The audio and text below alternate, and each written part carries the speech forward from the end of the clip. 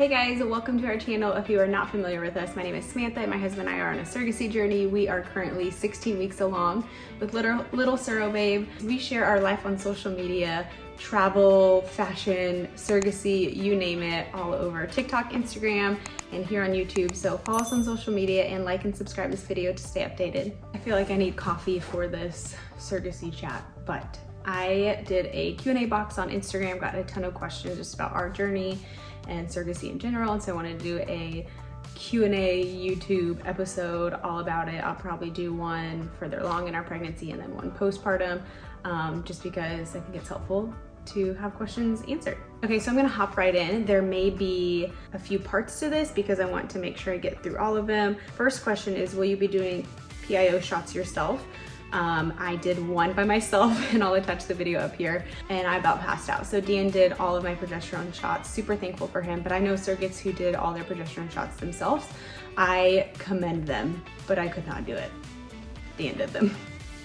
Okay, second one, just curious, how many days of progesterone did you take before transfer and what day of embryo was? So it was a 5-day-old embryo, and so I started progesterone 5 days ahead of transfer, and I think that's pretty normal. Educate me or drop a comment below if I'm wrong, but if it's a 4-day-old embryo or 6-day-old embryo or 3 days, I think you start progesterone that many days before. So 5-day-old embryo, so I started 5 days before transfer. Can you still have sex while being a surrogate? The answer is yes, but there are certain times that you can't. So before transfer, to eliminate the possibility of you getting pregnant, some clinics will say you can't have uterine contraction or uterine movement beforehand, so no intercourse or uterine contraction of any sort. If you catch what I'm saying. Yes, you can, but take the advice of your clinic because they will tell you before how many days you can't and then after how many days you can't. Usually it's like 2 weeks before, 2 weeks after, but always consult your doctor. Once you're past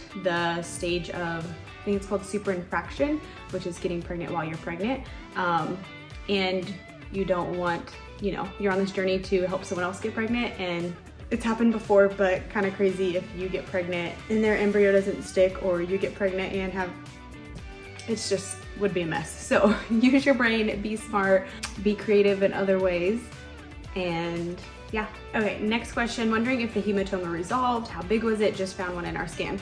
I don't remember how big it was. I don't think they told me. It was just, they said, oh, it's pretty good size. My ultrasound following the one that we found it did shrink a little bit. I don't know if it's completely gone. So in our 20-week ultrasound, I do want to check that because our 16-week ultrasound is just a Doppler. But for the anatomy scan, I want to say, hey, how's the hematoma looking? I haven't had any more bleeding, thank the Lord. So resolved, I don't know, but hopefully. Who decides if it comes between a medical decision of helping you or the baby? I think it's pretty standard that the surrogate's life is put on a higher priority than the baby's at that time. So in labor, in delivery, if something's happening and they need to save your life, they're always gonna save the surrogate's life first and then the baby's. That would be a decision based off of the doctor's advice at that time. Do we have to eat a certain way while being a surrogate? Not necessarily. I mean, we told our intended parents that we live a fairly healthy lifestyle. I enjoy eating healthy.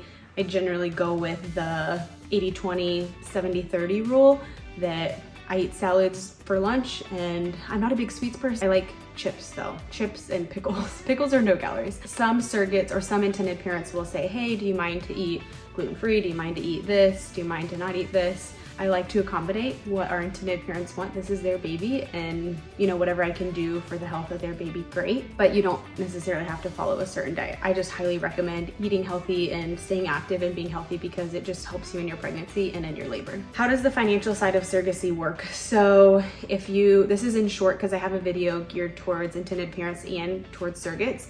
So if you are a surrogate, the intended parents put money into escrow, and escrow will reimburse you monthly or per bill, or they'll pay the bill for you, and so everything's done through escrow. So as an intended parent, you put the money into escrow, and then escrow takes care of everything else. You don't have to communicate with the surrogate on what bill needs to be paid or what allowance or compensation she needs at that time. Escrow just takes care of it for you. And if you're an intended parent looking to match or start a surrogacy journey, or you're a surrogate looking to start a surrogacy journey, down below in the description, I'll put the link for both those videos to where you can get a little bit more information and insight and context depending on if you're a surrogate or intended parent. Okay, this girl says, I'm thinking about becoming a surrogate. I love being pregnant. Where do I start? Girl, that was me. Same. Again, I have a video all about how to get started, what to think about, what to plan for, how to prepare, down in the description, so go check it out. Did you ever consider traditional surrogacy?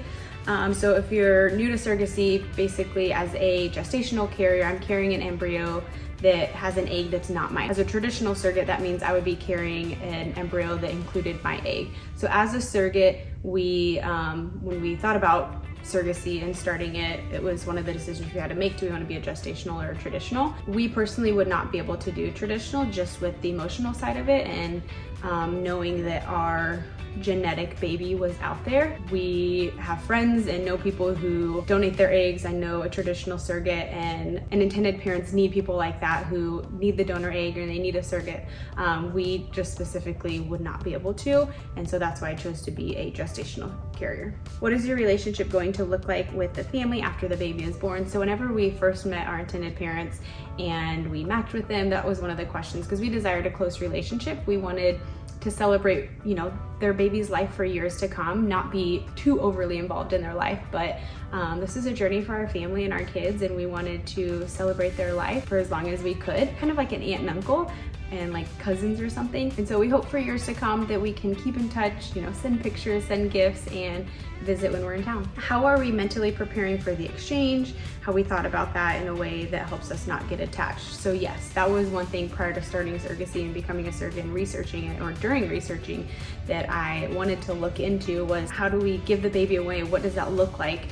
First of all, I don't view it as giving the baby away, because the baby's not ours. We're giving the baby back to their parent. Along those lines of exchanging, after delivery, the baby goes straight into their parents' arms or the doctor's or whatever. And so we don't hold the baby right away. We don't do skin to skin. We don't do any of that.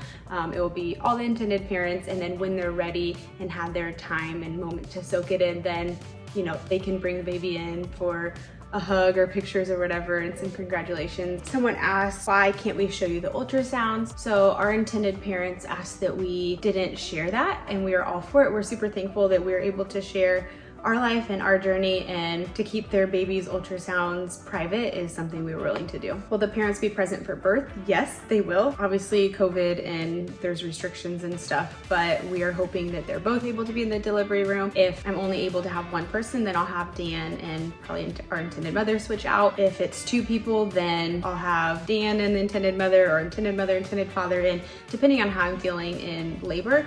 I tend to be a pretty needy person in delivery, like hold my hand, count, lift my head up, tell me I can do this. And so I'm more than willing to have them in there, just as long as I feel up to it and they can hold my hand and hold my head and everything. Did I do extra prep prior to transfer? Yes, I did. Just on my health, I wanted to make sure my BMI was at a good level. And not only that, just like health-wise and energy-wise, wanted to get my body in the right place. A lot of prayer, a lot of, in a sense, preparation of just preparing for pregnancy, working out, eating healthy.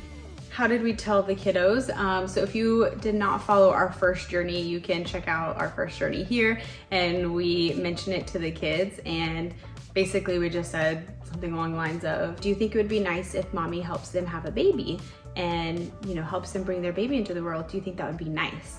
And oh yeah, we love babies. And so they don't fully understand it, but they understand that the baby in our belly isn't ours. We never say the word brother or sister.